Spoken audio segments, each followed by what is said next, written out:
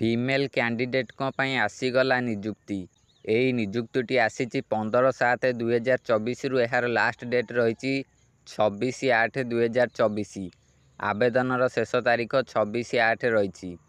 ଏହା ଭିତରେ ଆପଣମାନଙ୍କୁ ଏଇ ଜବ୍ ପାଇଁ ଆପ୍ଲାଏ କରିବାକୁ ପଡ଼ିବ। ଏଇ ଯେଉଁ ଜବ୍‌ଟି ରହିଛି ଏଇଟା ହେଉଛି ନର୍ସ ଜବ୍। ଏଇଟା ଆସିଛି national institute of mental health rehabilitation ତରଫରୁ।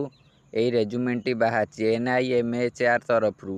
ଏହି ଜବ୍‌ରେ ଆପଣମାନେ ଆବେଦନ କରିବାକୁ ଚାହୁଁଥିଲେ କରିପାରିବେ। ଦେଖନ୍ତୁ, ସେକ୍ଟର ରହିଛି ହେଲ୍ଥ, ଫଙ୍କସନାଲ୍ ଏରିଆ ରହିଛି ହେଲ୍ଥ କେୟାର, ଫଙ୍କସନାଲ୍ ରୋଲ୍ ରହିଛି ନର୍ସ।